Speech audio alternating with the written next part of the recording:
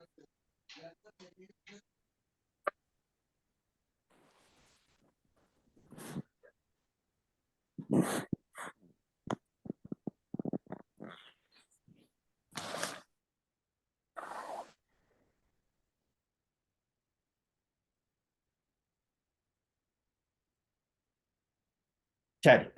எல்லோருக்கும் வணக்கம்.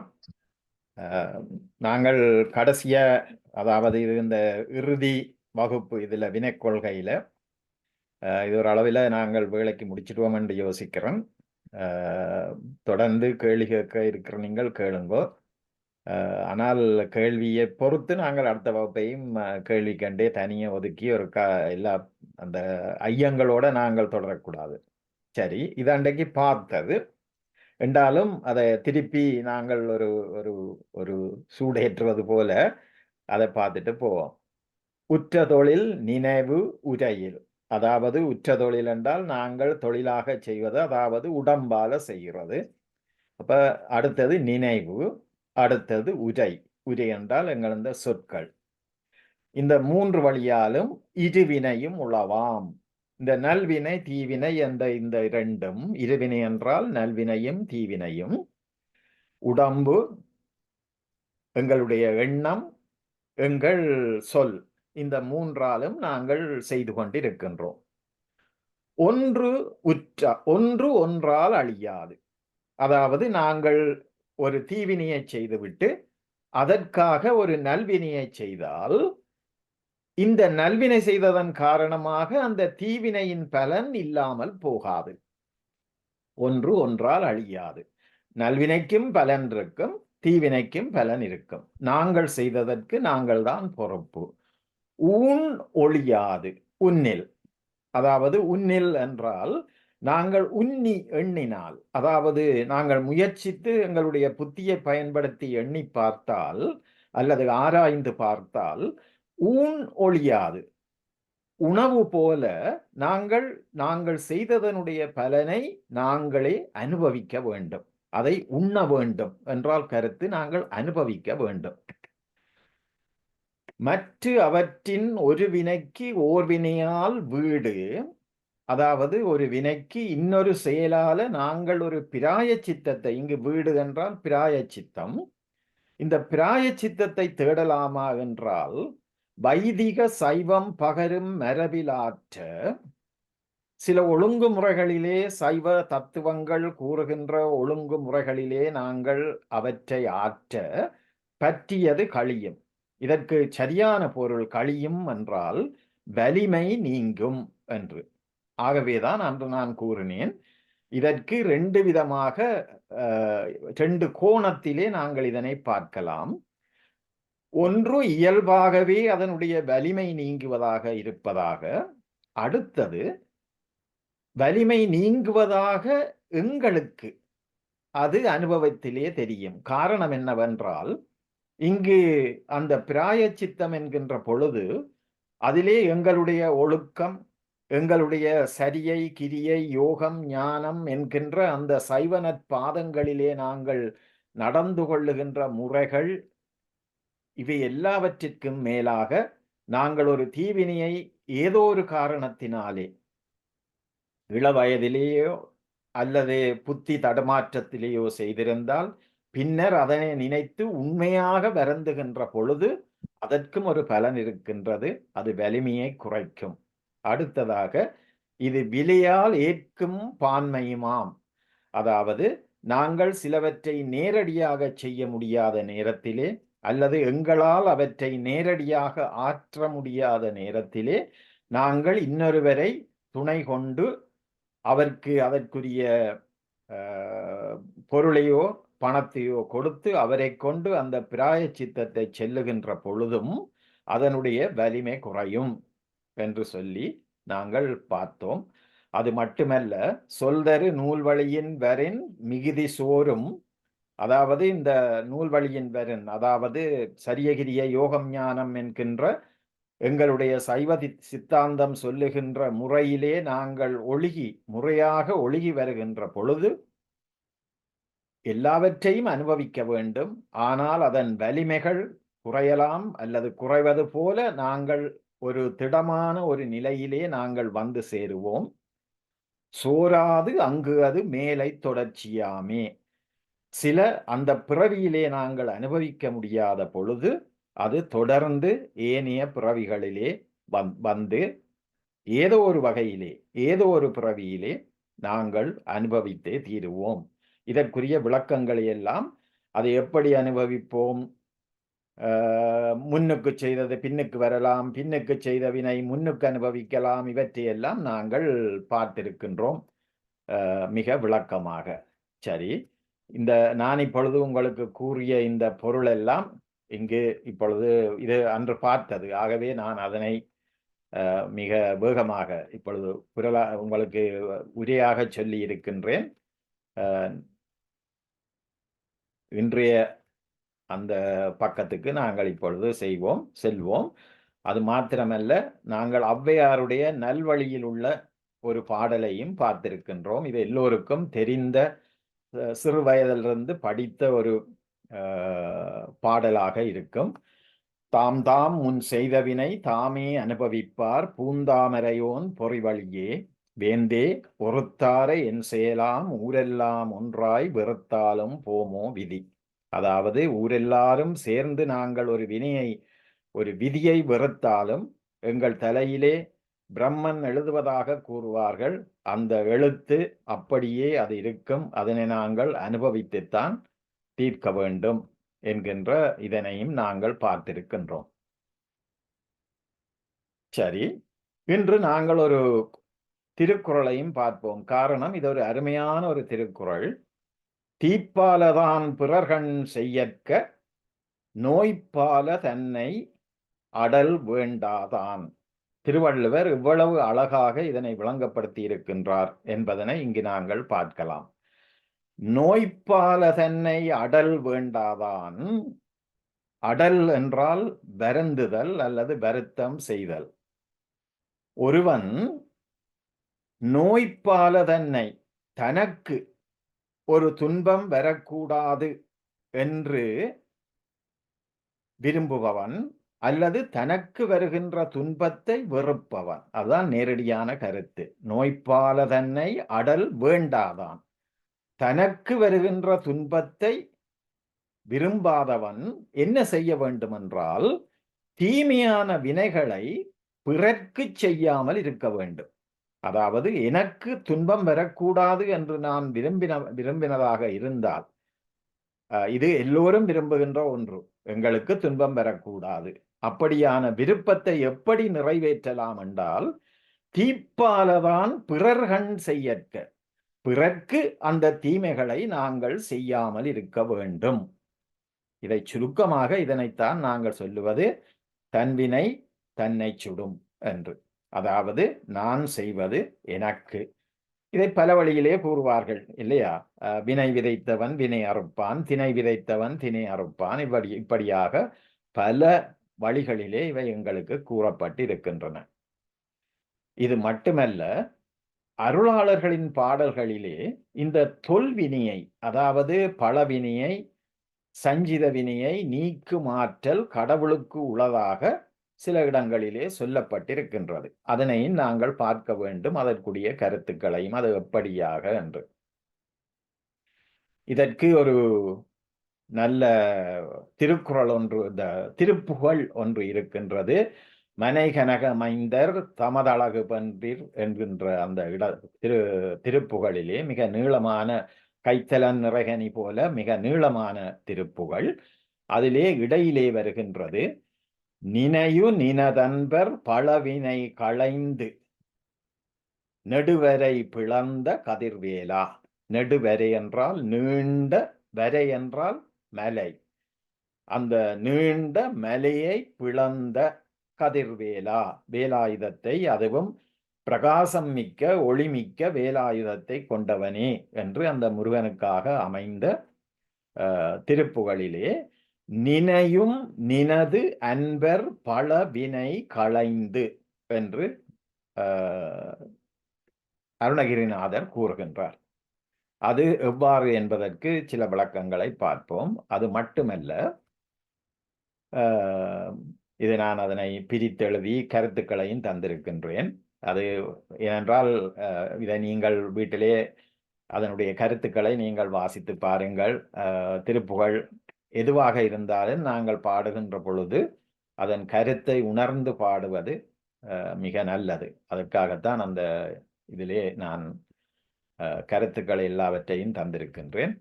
இங்கு எங்களுக்கு தேவையான வரி இந்த இடத்திலே இதுதான். அதாவது நினையும் நினது அன்பர் பல வினை களைந்து என்கின்ற அந்த சொற்கூட்டம்.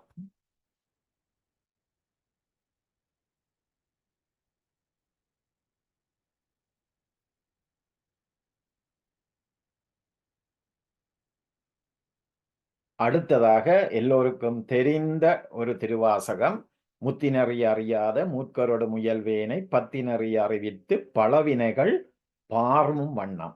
பாறுதல் என்றால் நாங்கள் ஊரிலே வழக்கமாக கூறுவோம், மரம் பாரி விழுந்து இருக்கன்று. நல்ல மழையிலே சில மரங்கள் அப்படி வேரோடு சாய்ந்தால் கூறுவார்கள் மரம் பாரி விழுந்திருக்கு, அதாவது முழுவதுமாக அது விழுந்து விட்டது என்று.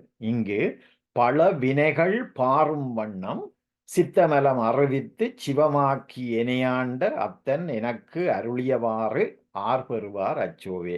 மாணிக்கவாசகரும் கூறுகின்றார் பல வினைகள் பாரும் வண்ணம் என்று. அடுத்ததாக அதனுடைய கருத்தை நான் எழுதியிருக்கின்றேன். அதாவது முத்தி வழியை அறியாத மூர்க்கரோடு கூடி அவர் வழியில் முயல்கின்ற எனக்கு பக்தி வழியை அறிவித்து என் பலவினைகள் முற்றாக விடுபட்டு ஓடும்படி மனமாசு ஆகிய ஆசுவை அகற்றி சிவ வடிவமாக்கி என்னை ஆண்டருளினன் எனது தந்தை எமது தந்தையாகிய சிவபெருமான். அப்பெருமான் செய்த அருள் பேற்றை பெறவல்லவர் வேறு யாவர் என்று. அதே மணிவாசகர் பூவல்லி கொய்யாமோ என்கின்ற பதிகத்திலே தருகின்றார்.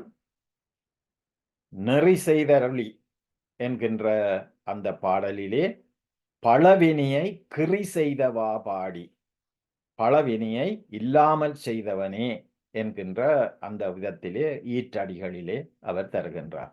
ஆகவே இங்கு பழவினைகள் பாரும் வண்ணம் காட்டுகின்ற அந்த சொற்பதங்கள் எமக்கு கிடைத்திருக்கின்றன. அப்ப இதில் இருந்து நாங்கள் அறியக்கூடியது என்னவென்றால், முக்கியமாக நாங்கள் அறியக்கூடியது இவற்றை நாங்கள் உண்மையிலேயே இல்லாமல் செய்யலாமா என்று. அதாவது நான் இப்பொழுது உங்களுக்கு தந்த அந்த நோட்ஸ் என்று நாங்கள் கூறுவோம், என்ன அந்த குறிப்புகள் இப்பொழுது நிறைவாகி இருக்கின்றன. ஆகவே இந்த வினை கொள்கையிலே நிறைவாக நாங்கள் பார்க்கக்கூடியது என்னவென்றால், நாங்கள் 3 வழிகளிலே இருவினைகளை செய்கின்றோம். இந்த இருவினைகளுக்கு நாங்கள் தான் பொறுப்பு. நாங்கள் செய்தவற்றை நாங்கள் அனுபவிக்க வேண்டும். நல்வினையால் தீவினையையோ தீவினையால் நல்வினையையோ நாங்கள் ஒரு அக்கவுண்ட் மாதிரி பேங்க்லேயோ அல்லது ஒரு கம்பெனியிலே அக்கவுண்ட் செய்கிற மாதிரி நாங்கள் கழித்து கூட்டி அப்படி செய்ய முடியாது. நாங்கள் நல்லது செய்தாலும் தீயது செய்தாலும் அவற்றை எல்லாம் நாங்கள் அனுபவித்துத்தான் தீர்க்க வேண்டும்.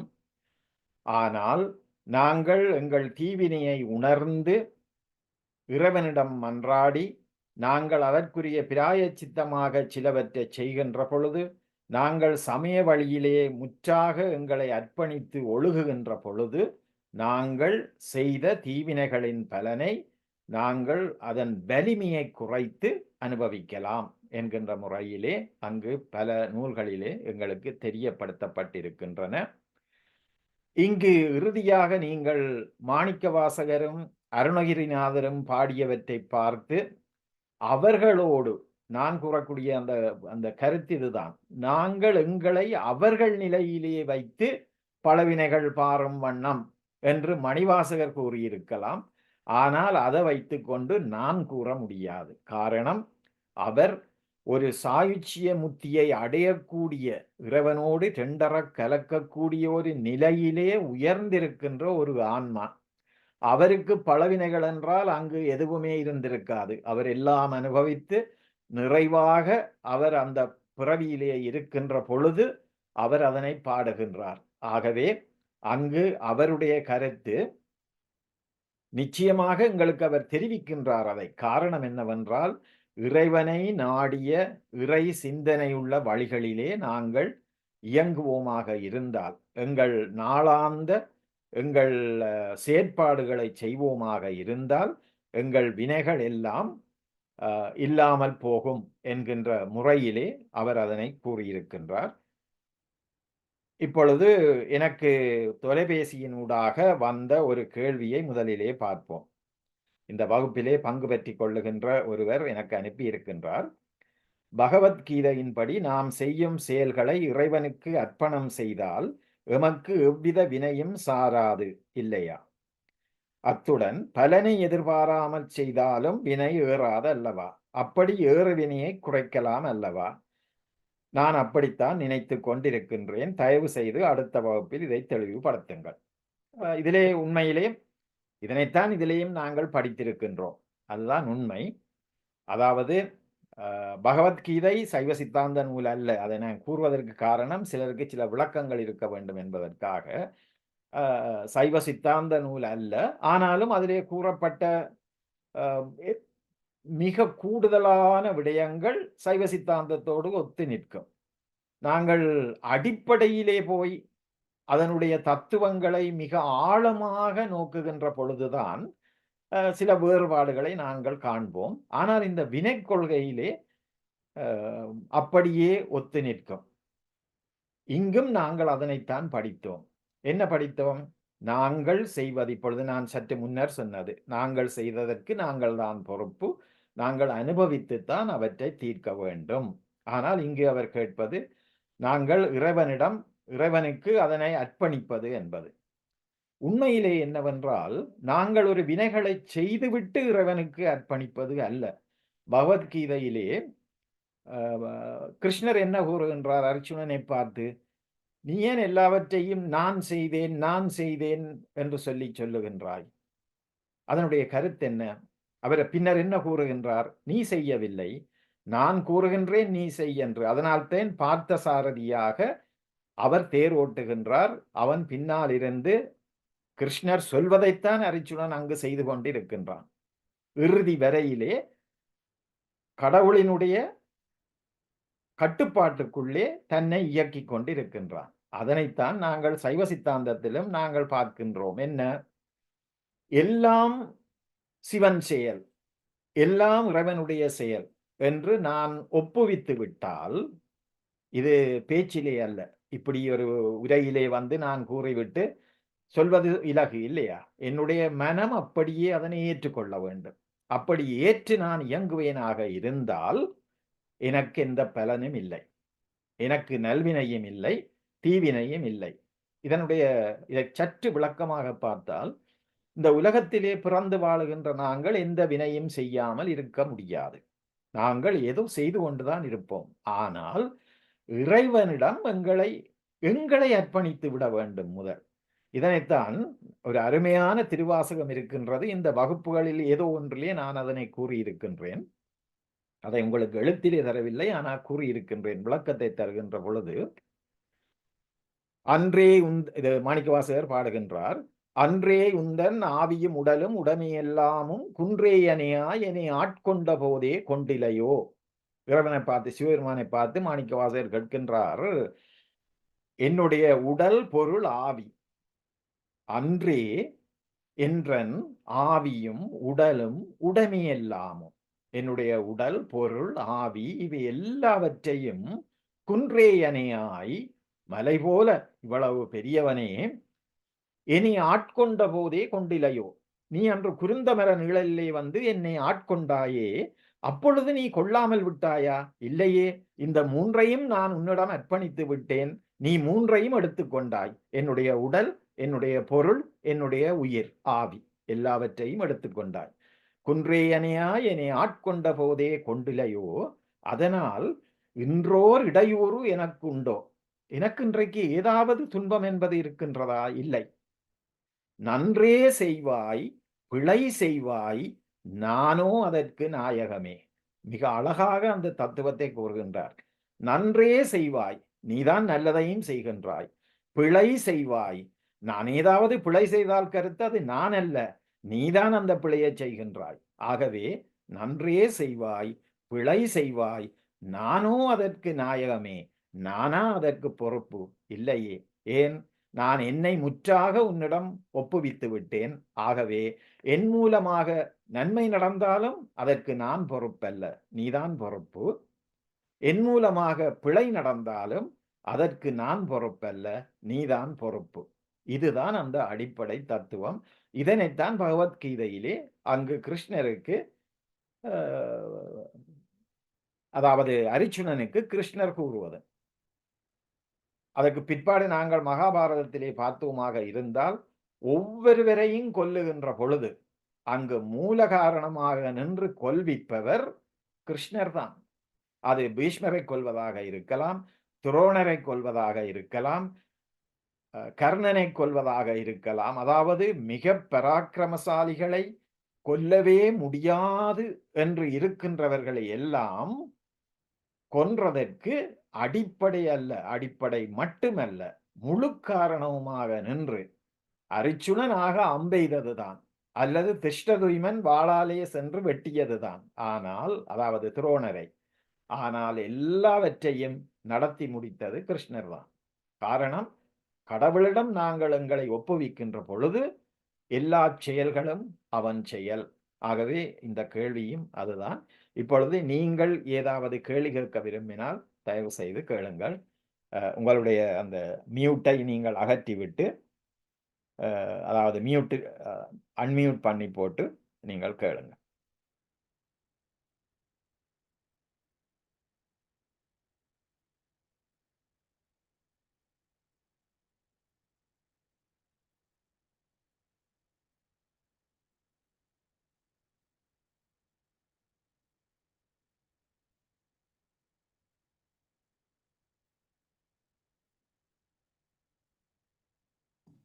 ஒருவரிடம் கேள்வி இல்லையா?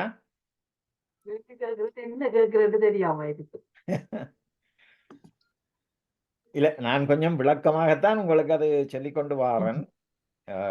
உண்மையில வந்து எனக்கு அது மகிழ்ச்சி. அதாவது கேள்வியே இல்லை என்று இருக்கின்ற அந்த நிலை. ஏனென்றால் இந்த பாடலுக்கான பொருள்கள் எல்லாம் தெளிவா விளங்குது. சின்ன வயதுல நாங்கள் படிக்க கேள்வி கேட்க பயந்து கேட்காமல் இருக்கிறது, அப்படி மாஸ்டர் அப்படி எல்லாம் இருக்கு என்ன. ஆனால் மற்ற சில மாஸ்டர்ஸ் வந்து எனக்கு ஞாபகம், எங்களுக்கு ஒரு ஆள் படிப்பிச்சவர் கேள்வி கேட்க சொல்லி போட்டு கேள்வி கேட்ட உடனே அவருக்கு கோவம். அப்படி எல்லாம். ஆனால் இது அப்படி அல்ல. இது நாங்கள் ஒரு நட்பு முறையில நாங்கள் எல்லாவற்றையும் விளக்கமாக படிச்சிருக்கின்றோம். அது மிக்க மகிழ்ச்சி. நாங்கள் அதாவது சொல்லுங்க. யாராவது இதை கேட்க வந்த கர்ம வினை கர்ம வினைன்றது இந்த பிறப்பில நாங்க செய்ததா இல்லாட்டி போன பிறப்பில நாங்க செய்ததா? இது நாங்கள் தொடக்க வகுப்பில, அதாவது இந்த வினக்கொள்கையில முதலாவது வகுப்பில நாங்கள் அதை படிச்சு நாங்கள் சில வேளை நீங்கள் அதுல வந்திருக்காமல் இருக்கலாம். ஆனா பிரச்சனை இல்லை, வடிவா சொல்லலாம் உங்களுக்கு. வழக்கமாக இல்ல, நீங்கள் அதை கேட்டது நல்லது. என்னன்னா இந்த இடத்துல நான் ஒன்றை தெளிவா இன்னும் தெளிவா விளங்கப்படுத்த வேணும். எங்களுடைய அதாவது நாங்கள் படிக்கிறது இந்த அடிப்படை வந்து நாங்கள் இந்த சித்தாந்தம் என்று படிக்க தொடங்குகின்ற பொழுதும் சரி, அல்லது இதில் ஒரு முனைவர் பதவி, அதாவது பிஹெச்டி எடுக்கிறதுக்கு படிப்பதாக இருந்தாலும், இந்த 3 பொருட்களையும் பற்றித்தான் படிப்போம். பதி, பசு, பாசம். அதாவது இறை, உயிர், தலை. இந்த 3 தான் நாங்கள் படிக்கிறது. ஆனால் ஆழமாக போய்கொண்டிருப்போம். இறைவன், கடவுள், அதுதான் பதி. அது ஒரே ஒரு பொருள், அது ஒன்று. அடுத்ததாக உயிர். உயிர்கள் என்றால் நாங்கள் எல்லோரும், புல், பூண்டு, தாவரம் எல்லாம் உயிர்கள். அவை கனக்க உயிர் அதாவது எண்ணிறைந்தவை. அது அடுத்தது. அடுத்தது இந்த பாசம். இந்த பாசத்தை நாங்கள் மும்மலங்கள் என்றும் கூறுவோம். ஆணவம், கன்மம், மாயை. இந்த ஆணவத்தை சொல்லுறது மூலமலம் அல்லது சகசமலம். சகசமலம் என்றால் கருத்து உடன் பிறந்த மாதிரி. என்ன, இப்ப சகோதரம் என்ற மாதிரி உடன் பிறந்தது.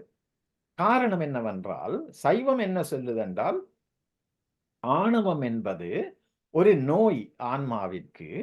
அது ஆரம்பத்தில் இருந்தே இந்த ஆன்மா ஆணவத்தோடையே இருக்கின்றது என்று. ஆனா அது ஏன் என்று அது கூறவும் இல்லை, அதை ஏற்றுக்கொள்ள சொல்லுகின்றது. சரியா? அதுதான் அடிப்படை. அது மூலமலம். ஏனென்றால் மூலம் என்றால் கருத்து என்ன? அதுதான் அந்த அடிப்படை. காரணம் இந்த மிச்ச மலங்கள் இரண்டும் கன்மமும் மாயையும் இறைவனாலே எங்களுக்கு தரப்படுகின்றது மாயை. நாங்கள் செய்து ஏற்படுத்துவது கன்மம்.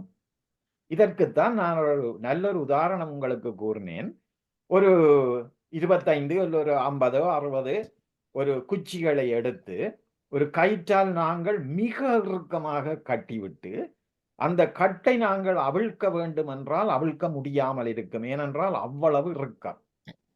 அதை அவிழ்ப்பதற்கு ஒரு வழி, அந்த கட்டுக்கு இந்த பக்கமும் அடுத்த பக்கமும் நாங்கள் இன்னும் 2 கயிற்றை வைத்து இன்னும் இறுக்கமாக கட்டினால் இந்த கட்டு இளகிவிடும். நாங்கள் அதனை அவிழ்க்கலாம் இலகுவாக. இந்த தத்துவத்தை தான் இறைவன் கைக்கொள்ளுகின்றான். இந்த ஆன்மாக்களுக்கு ஆணவம் என்கின்ற கட்டு மிக இறுக்கமாக இருக்கின்றது. அதை நாங்கள் தான் அவிழ்க்க வேண்டும். அப்படி அவிழ்ப்பதற்கு அவன் எங்களுக்கு மாயையை தருகின்றான். மாயை என்றால் என்ன? தனு கரண புவன போகம். அதாவது உடம்பை தருகின்றான். தனு இந்த உடம்பிலே கருவிகளை தருகின்றான். கருவிகளை தருகின்ற பொழுதுதான் நாங்கள் பலவற்றையும் செய்யலாம். வாழ்வதற்கு புவனத்தை உலகத்தை தருகின்றான். அப்படி வாழ்ந்து ஒவ்வொன்றையும் செய்கின்ற பொழுது செய்வதற்கு நாங்கள் பொறுப்பு, அதை அனுபவிக்க வேண்டும்.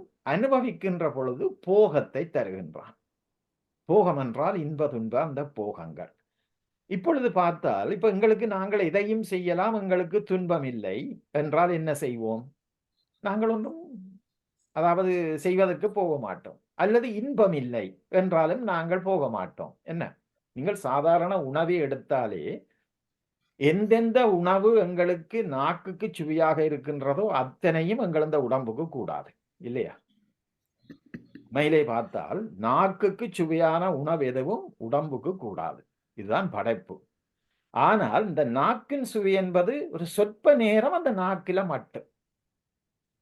ஆனால் நாங்கள் என்ன நடந்தாலும் அதை தவிர்க்க மாட்டோம். அதை உண்டுதான் தீருவோம். அந்த நாக்கில இருப்பதிலே அவ்வளவு ஒரு போகம். அதுக்கு பேர் தான் அந்த போகம். இதற்கே இவ்வளவு போகம் என்றால் எங்கள் உடம்பு அனுபவிக்கக்கூடிய எல்லாவற்றிற்கும் எங்களுக்கு ஒரு மயக்கம் ஒன்று இருக்கின்றது. அப்ப நாங்கள் என்ன செய்கின்றோம்? அதனால்தான் இறைவன் பாரபட்சம் இல்லாமல் எல்லோருக்கும் ஒரு விதமாக தருகின்றான். இதனை உடம்பை தொடக்கத்திலே அதற்கு பேர் புரியட்ட காயம். அதாவது ஐம்புலன்கள் பார்த்தல், கேட்டல், சுவைத்தல், மணத்தல், உணர்தல் என்கின்ற இந்த ஐம்புலன்களையும் மனம், புத்தி, அகங்காரம் என்கின்ற இந்த மூண்டையும் சேர்த்து, ஏனென்றால் சித்தம் இல்லை. சித்தம் என்பது பதிவுகள். இது நான் சொல்றது மிக மிக முதலாவது உடம்பு எங்களுக்கு தரப்படுகின்றது. அது கண்ணால் பார்க்கக்கூடிய உடம்பல்ல, ஒரு சூக்கும உடம்பை தருகின்றான். ஆகவே எங்களுக்கு நினைவிருக்கின்றது, இந்த உணர்வுகள் இருக்கின்றன, புலன்கள்.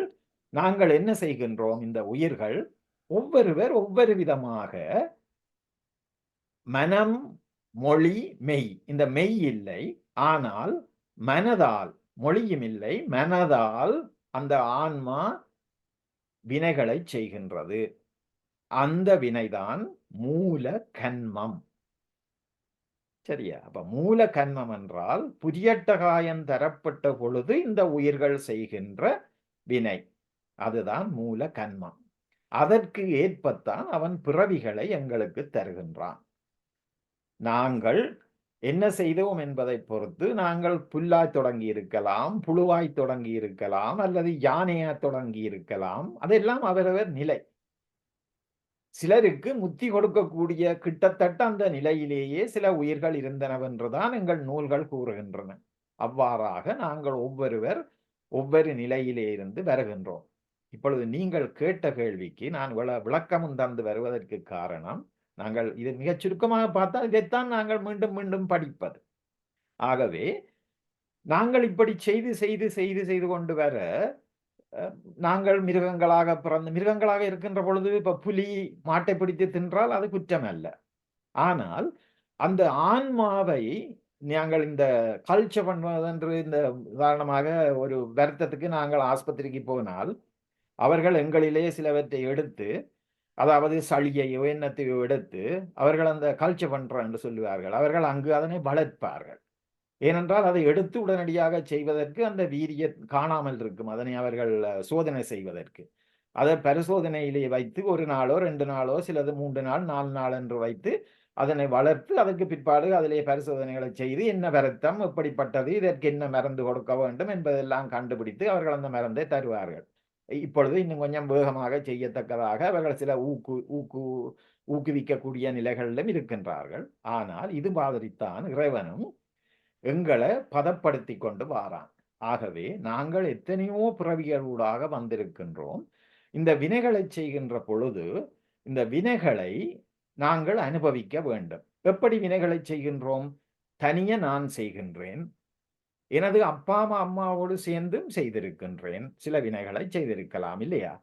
என்னுடைய சகோதரர்களோடும் சேர்ந்தும் நான் சில வினைகளை செய்திருப்பேன், எனது நட்புகளோடும் நண்பர்களோடு சேர்ந்தும் செய்திருப்பேன், எனது பகைவர்களோடு சேர்ந்தும் சில வினைகளை செய்திருப்பேன், எனது மனைவியோடு சேர்ந்து செய்து கொண்டிருக்கின்றேன், எனது பிள்ளைகளோடு சேர்ந்து செய்து கொண்டிருக்கின்றேன், எனது பேரப்பிள்ளைகளோடு சேர்ந்து செய்யலாம். நாங்கள் எல்லாவற்றையும் எங்களைப் போலே பார்க்கக்கூடாது. இப்ப உலகத்திலே எத்தனையோ தீமைகளை இப்படியெல்லாம் கலந்து செய்கின்றார்கள், எத்தனையோ நன்மைகளை இப்படியெல்லாம் கலந்து செய்கின்றார்கள் இல்லையா? இதைவிட நாங்கள் பல பல இடங்களில் இருந்து நாங்கள் இணைந்தவர்கள். இப்பொழுது பாருங்கள், இந்த வினைகள் எல்லாம் ஒவ்வொருவருக்கும் இருக்கின்றது. எங்கள் பங்கு பெற்றுதலை பொறுத்து அந்த டிகிரி என்று கூறுவார்கள் ஆங்கிலத்தில், என்ன எவ்வளவு டிகிரி நாங்கள் அதற்கு எங்களை ஈடுபடுத்தி இருக்கின்றோம் என்பதை பொறுத்து இவையெல்லாம் ஒவ்வொருவருக்கும் இருக்கும்.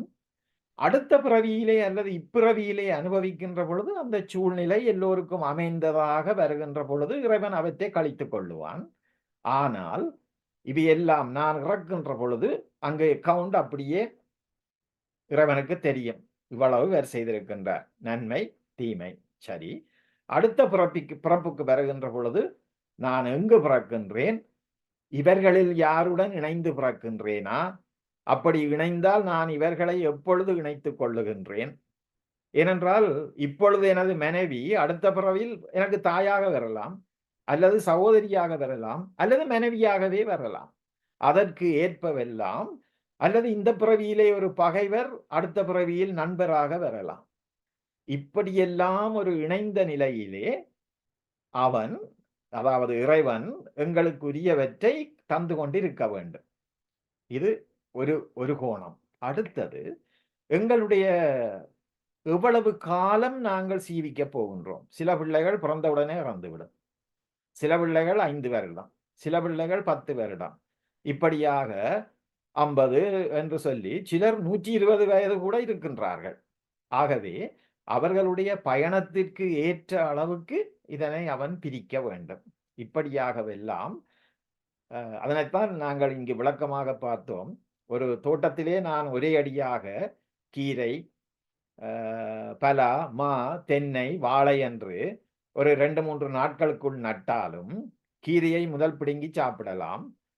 கொஞ்ச காலத்தால் வாழையிலே வாழை பழம் எடுக்கலாம். ஆனால் மாம்பழம் நான் பிடுங்கி சாப்பிடுவதற்கு இயலாமலே போகலாம். எனது பேரப்பிள்ளைகள் தான் சாப்பிடலாம். தென்னையிலே இளநீர் குடிப்பதற்கும் பேரப்பிள்ளைகள் தான் குடிக்கலாம். ஆனால் சில தென்னையை வைத்தால் நானே குடிக்கலாம். அது கொஞ்ச காலத்தில் பலன் தரும். இது போலத்தான் இந்த வினைகளும் எங்களுக்கு பலன் தருகின்றன. அதாவது சூழலுக்கு ஏற்ப யாரோடு சேர்ந்தோம், யாரோடு சேர இருக்கின்றோம் என்று எங்களுடைய சில வினைகள், இந்த பிறவியிலே நான் செய்கின்ற சில வினை எனது 10வது பிறவியிலும் வந்து சேரலாம், இனிமேல் வரப்போற 10வதிலும் வரலாம், இல்லை இந்த பிறவியிலும் வரலாம். அதுதான் அங்கு இருப்பது. பிறவிகள் ஒரு தொகை. ஒரு திருப்புகளிலே அவர் கூறுகின்றார் என்னவென்று, எழுகடல் மணலை அளவிடில் அதிகம் எனது இடற்பிறவி என்று அருணகிரிநாதர் கூறுகின்றார். எழுகடல் மணலை அளவிடில் அதிகம் எனது இடர்பிறவி என்று. என்னுடைய இந்த வருத்தம் தரத்தக்க துன்பம் தரத்தக்க பிறவி எழுகடல் மணலை எண்ணினால் அதிலும் கூடவாக இருக்கும் என்று. அவ்வளவு பிறவிகளை எடுத்துத்தான் நாங்கள் வருகின்றோம். அது எங்களுக்கு விளங்குகின்றது. விருத்தெரிய என்னை யோசித்து இன்றைக்கு யோசித்தால் என்னிலே பெரிய மாற்றம் இல்லை, இல்லையா? ஆகவே நாங்கள் பிறந்து அனுபவிப்பதனால் திருந்துவது மிக குறைவுதான். அந்த திருத்தம் மிக குறைவுதான் எங்களில். அதை நாங்கள் ஏற்றுக்கொள்ள வேண்டும். அந்த திருத்தம் வருவதற்கு பல காலம் எடுக்கும். நாங்கள் முற்றாக வாழ்க்கை என்னும் ஓடத்திலே நாங்கள் அடிபட்டுத்தான் நாங்கள் திருந்துவோம். வேறு யாராவது ஏதாவது கேட்க இருந்தால் நான் மீண்டும் எல்லாவற்றையும் நான் சொல்லிக் கொண்டு வந்திருக்கின்றேன். ஆகவே அங்கு மிக விளக்கமாக இருக்கும் என்று நினைக்கின்றேன். நன்றி மாஸ்டர்.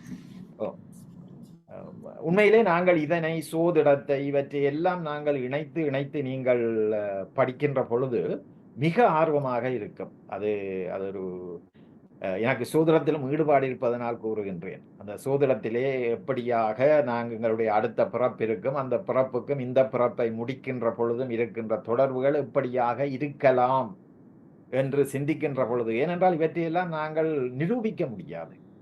நிரூபிப்பதற்கு நான் இறைவனோடு பக்கத்திலே இருக்க வேண்டும், அல்லது எனது பிறப்பு எனக்கு தெரிய வேண்டும். இது எனக்கே தெரியாத வேண்டும். அப்ப நான் அதை நிரூபிக்க முடியாது. ஆனாலும் சிலதை உய்த்து உணரலாம். இது இப்படியாகத்தான் இருக்கும், இப்படியாகத்தான் இருக்கலாம் என்று சொல்லி நாங்கள் கருதலாம். அது ஞானிகளுக்கு வருகின்ற பொழுது அதனைத்தான் அவர்கள் கூறுவார்கள் இறைவன் கூறுவதாக. நபிகள் குர்ஆன் எழுதிய பொழுதும் அவர் இறைவன் சொல்லித்தான் அதை மேலே இருந்து இறக்கியதாகத்தான் அவர் கூறுகின்றார். தான் எழுதியதாக கூறவில்லை, மேலிருந்து இறக்கியதாக குர்ஆனை. அப்படித்தான் அவர்கள் கூறுவார்கள். அதாவது அதனுடைய கருத்து அந்த இறைவன் தான் எழுதினான். அப்படித்தான் நாங்கள் வேதாகமங்களை இறைவன் எழுதினான் என்றுதான் கூறுவோம். பகவத்கீதையை கிருஷ்ணர் உரைத்ததாகத்தான் கூறுகின்றோம். இப்படியாக எல்லா சமயங்களுமே அதை கூறுவதற்கு காரணமும் அதுதான். அதாவது இவற்றுக்கு சாட்சியாக அவர்கள்தான் இருக்க முடியும், நாங்கள் அல்ல என்கின்ற முறையிலே. எனக்கு மிக மகிழ்ச்சி. நாங்கள் இவ்வளவு பேர் என்று 23 பேர் இருக்கின்றோம். நாங்கள் இருந்து இவற்றை கலந்து பேசிக்கொள்வது நான் நினைக்கின்றேன் இப்பொழுது ஒரு நிமிடத்துக்குள் இந்த நிறைவு பெறும். அடுத்த வகுப்பு இருக்காது. நீங்கள் உங்களுடைய அந்த தியதிகளை பார்த்தால் தெரியும். அடுத்த சனி என்றால் இங்கு ஒரு நீண்ட அந்த 4 நாள் விடுமுறையாக இருப்பதனால் பலரும் அந்த விடுமுறையை கழிப்பதற்காக இருப்பார்கள் என்பதில் நான் அதனை வைக்கவில்லை. ஆகவே அடுத்த சனி இருக்காது, அதற்கு அடுத்த சனி இருக்கும். நல்லது. என்னண்டா ஐயா கேள்வி என்று கேட்க விளங்க, ஆனா நீங்க மற்றவை கேட்க